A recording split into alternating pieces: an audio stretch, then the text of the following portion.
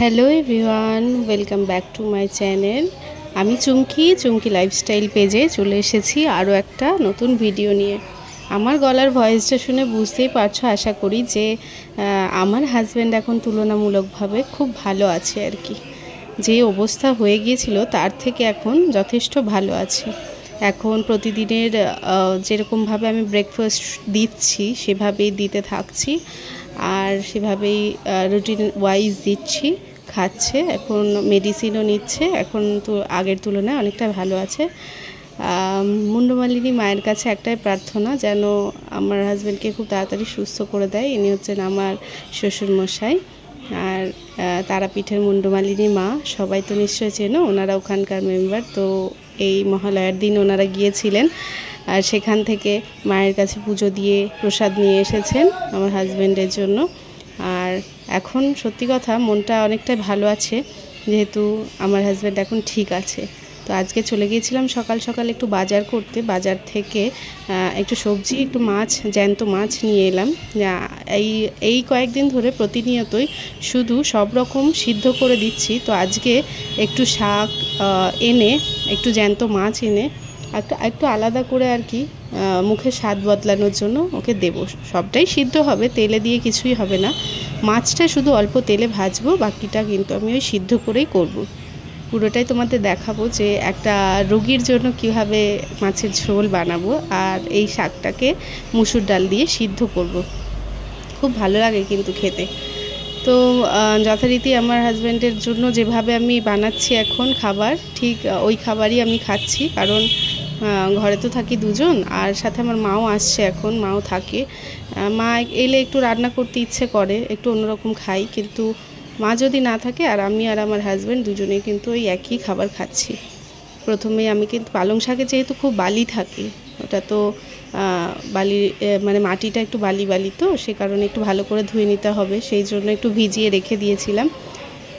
পালং শাকগুলো বেশ ভালো পেয়েছি, টাটকা ছিল, আর ছোট ছোট ছিল, একদম কচি, খুব ভালো। এটা খেতেও সুস্বাদু হবে। আর মাছগুলোকে একটু নুন মাখিয়ে রাখলাম, কারণ মাছ তো ইয়ে করতে পারবো না, মানে হলুদটা দিতে পারবো না, বিলিরুবিন লেভেলটা একটু হাই আছে, তো হলুদ দিতে পারবো না বলেই আমি একটু শুধু নুন দিয়ে তাকে মেখে রেখে দিলাম। এটা ভেজেই আর পেঁপে আলু দিয়ে সিদ্ধ করে ঝোলটাকে বানাবো। তোমরা কারা কারা এরকম ঝোল বানাও জানিয়ে কিন্তু অবশ্যই। দেখো সামনে পুজো, আজকে তো চতুর্থী হয়েই গেল, কাল পঞ্চমী, পরশু ষষ্ঠী, তারপর দিন সপ্তমী। সপ্তমীর দিন সকালে কিন্তু আবারও রক্ত নিতে আসবে, আর তারপরে যে এলএফটি রিপোর্টটা বেরোবে সেইটা থেকে একটুখানি আর কি স্বস্তি পাবো যে রেজাল্টটা কেমন হবে। এই কয়েকদিন ধরে এতটা কেয়ার রাখছি সেই কারণেই, যাতে ভগবান এর পরের বারের রিপোর্টটা যেন খুব ভালো করে দেয়। তো পেঁপেগুলোকে ছাড়িয়ে নিচ্ছি, কারণ পেঁপেটা তো ভালো করে ছাড়াতে হয়। পেঁপে মানে কাটলে কার কার হাত চুলকোয় একটু বলো তো। আমার অ্যালার্জি আছে, সেই কারণেই হয়তো হয়, ভীষণ আমার হাত চুলকোয়, তবুও তো আমাকে করতে হবে, এখন কিছু করার নেই। তো পেঁপে আর আলু একটু মানে হালকা না হবে খুব রোগা, না হবে খুব মোটা, এরকমভাবে কেটে নিতে হবে। আর পেঁপে সবসময় ভালোভাবে ছাড়িয়ে নিতে হয়, না হলে তো আবার পেঁপেটা তিতো তিতো লাগে। তো ভালোভাবে ছাড়িয়ে নিয়ে এবার প্রেসার কুকারে দিয়ে দেবো সিদ্ধ করার জন্য। তার সাথে একটু গোলমরিচ, একটু নুন দিয়ে সিদ্ধটা করে নিলাম, কারণ গোলমরিচটা হজমে সাহায্য করে। আর ওর তো এখন যেহেতু অনেক প্রবলেম হয়েছে, সব প্রবলেমগুলো আমি তোমাদের সামনে নিয়ে আসবো, রিপোর্ট, প্রেসক্রিপশন সব নিয়েই তোমাদের সামনে একদিন ভিডিও বানাবো, তোমাদের জানাবো, তোমাদের দেখাবো। আগে আমার হাজব্যান্ড সুস্থ হয়ে যাক, সুস্থ হয়ে গেলে হাসি মুখে এসে আমি সবগুলো দেখাবো যে না, আমার জীবনে প্রথম এরকম একটা ঘটনা। বিয়ের পরের বছর আমার হাজব্যান্ডের টাইফয়েড হয়েছিল ঠিকই, কিন্তু টাইফয়েড থেকে রিকভারিটা খুব তাড়াতাড়ি হয়ে গিয়েছিল, আর আমি মায়ের বাড়ি চলে গিয়েছিলাম, আমার কোনো চিন্তা ছিল না। কিন্তু যেহেতু এইবারে আমি একাই রয়েছি হাজব্যান্ডকে নিয়ে এই বাড়িতে, তো আমার একটুখানি ভয় ছিল। তো রীতিমতো ফার্স্ট টাইম আমি এইভাবে আমার হাজব্যান্ডের কেয়ার করছি। প্রথম দিন যখন আমার হাজব্যান্ডকে হসপিটালে অ্যাডমিট করার কথা বলেছিল, সত্যি চোখের জলে আমি রাস্তায় যেন কিছু দেখতে পাচ্ছিলাম না, আর মনের মধ্যে একটা বিষণ্ণতা ভীষণভাবে কাজ করছিল যে আমি কি এতটাই পাপ করলাম ভগবান, যে তুমি এভাবে আমাকে শাস্তি দিলে। তো এই মন খারাপ লাগাগুলো বেশ ভাবে কাজ করছিল আমার মধ্যে। তো এখন ঠিক আছে, এখন আমার হাজব্যান্ড ভালো আছে, সুস্থ আছে অনেকটাই, সে কারণে আমার মনটাও খুব ভালো আছে। তোমরা ভগবানের কাছে প্রে করেছো, তো তার জন্য অনেক ধন্যবাদ তোমাদেরকে। আর সত্যি কথা বলতে আমি তোমাদের কাছে আসতে পারছি না, কারোর লাইভে যেতে পারছি না, আমি নিজেও লাইভ করতে পারছি না, কারণ চ্যানেলটা একটু প্রবলেম হয়েছে। চ্যানেলটায় ফিডব্যাক পাঠিয়েছি, তারপরেও কেন জানি না এখনও লাইভ কিন্তু অন হচ্ছে না, জানি না কি কারণে, কবে হবে। এটা যদি 3 মাস পর অন হয় আবার, তাহলে তো আমার পক্ষে মনে হয় খুব মুশকিল হয়ে যাবে চ্যানেলটাকে আবারভাবে দাঁড় করানো। কারণ একটা সময় যখন স্ট্রাইক এসেছিলো আমার চ্যানেলে, তখন চ্যানেলটাকে অনেক কষ্ট করে দাঁড় করিয়েছিলাম। এবার জানি না আমি কি করে দাঁড় করাবো চ্যানেলটাকে, ভীষণভাবে আমি ভয়ে আছি। তো প্রথমে এই পালং শাকের ডালটা করার জন্য আমি জল দিয়ে দেবো কড়াইতে জল দিয়ে একটু হালকা মানে টুকরো আলুর টুকরো ছিল, সেই আলুর টুকরোগুলো আমি কুচি কুচি করে দিয়ে দিয়েছিলাম, স্বাদ বাড়বে, ভালো লাগবে। আর জল ঝরিয়ে পালং শাকটাকে ভালোভাবে কুচি কুচি করে কেটে নেব। এটাকে ভালোভাবে ধুয়েছি, ধোয়ার পরেই আমি কিন্তু কাটলাম। কেটে কিন্তু কেউ ধোবে না কখনো, ঠিক আছে? তাহলে সবজির যে গুণাগুণ সেটা কিন্তু নষ্ট হয়ে যায়। তো কুচি কুচি করে একদম কেটে নেবো, কেটে নিয়ে তারপরে আবার প্রসিডিওরগুলো তোমাদেরকে দেখাতে থাকবো, কী কী করব না করব। খেয়ে দেখবে, বাড়িতে বানিয়ে দেখবে। আর এগুলো তো হেলদি, এগুলো তো আনহাইজেনিক কিছু নয়, এগুলো হেলদি খাবার। এগুলো খেলে আশা করি সবাই সুস্থই থাকবে, ভালোই থাকবে। তো চেষ্টা করব সবাইকেই বলবার যে এই যে এত তেল ঝাল মশলা ফাস্ট ফুডগুলো আমরা খাই, সেগুলো যদি অ্যাভয়েড করে একটু এইসব খাবার চেষ্টা করি, তাহলে হয়তো আমরা সুস্থ থাকবো, তাই না?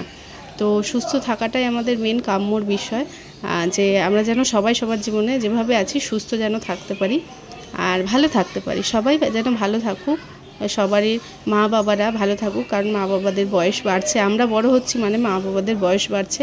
আমাদের জন্মদিন এলে কিন্তু আমরা খুব খুশি হই, কিন্তু সাথে মা বাবাদেরও বয়স বাড়ছে, তাই তাদেরও একটু খেয়াল রাখার চেষ্টা করো সবাই, ঠিক আছে?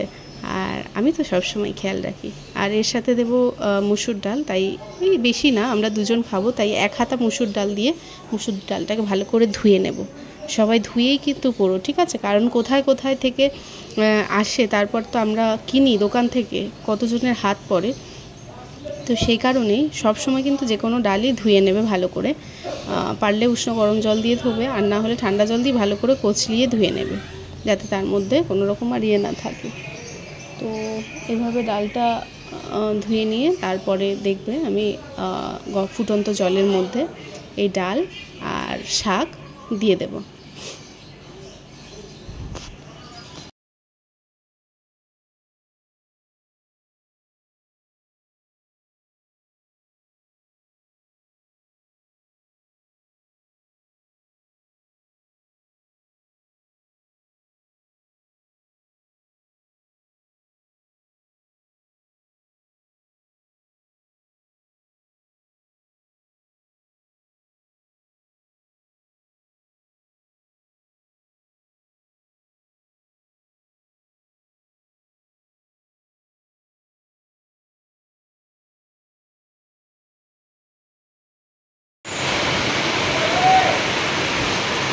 প্রকৃতি এত রুষ্ট এবছরে, মা আসার আগে কি হচ্ছে এগুলো।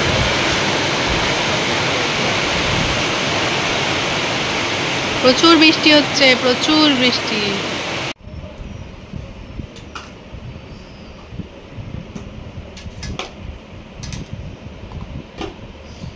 হ্যালো, অনেক দিন পর আজকে আবার আমি ভিডিওতে এলাম।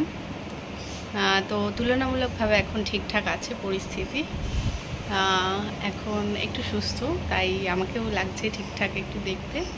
এই যে শুয়ে রয়েছে, আর আমিও ঠিক আছি, ভালো আছি। এখন খেয়ে দিয়ে উঠে বসলাম বাতাবি ছাড়াতে। আমাদের পাশের বাড়িতেই একটা বিশাল বড় বাতাবি গাছ আছে, ও প্রচুর বাতাবি হয়েছে। তো আজকে ওই আন্টি আমাকে 2টো বাতাবি দিয়েছে, সেটা আবার দেবো বিকেলবেলার জন্য। তো তোমরা সবাই প্লিজ আমার সাথে থাকো, পাশে থাকো। আমি থাকতে পারছি না তোমাদের সাথে, আমি সো সরি, তার জন্য ভীষণভাবে ক্ষমা প্রার্থী তোমাদের সবার কাছে, যে আমি কারোর ভিডিওতে যেতে পারছি না, কারোর কাছে যেতে পারছি না। আই এম সো সরি তার জন্য। তোমরা সবাই থেকো প্লিজ আমার সাথে, ঠিক আছে?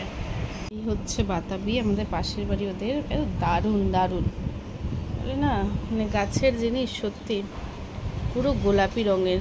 কিনলে বাজার থেকে সাদা সাদা পাওয়া যায়, কিন্তু বাড়ির গাছের আর কি কত সুন্দর, একদম পিঙ্ক কালার, বেবি পিঙ্ক, দারুণ অসাধারণ, খেতেও সেরকম মিষ্টি। তো চলো এবার আসি, টাটা। ভিডিওটা স্কিপ না করে পুরো ভিডিওটা দেখো প্লিজ, আর সাথে থেকো, পাশে থেকো, আমি তোমাদের সাথে আছি, পাশে আছি। সবাইকে অনেক অনেক ভালোবাসা। চলো টাটা, আজকের মতন, আবার কাল দেখা হচ্ছে। আর চ্যানেলটা সাবস্ক্রাইব করে দিতে ভুলো না। ভিডিওটা ভালো লাগলে কিন্তু লাইক কমেন্ট শেয়ার অবশ্যই করে দিও। টাটা।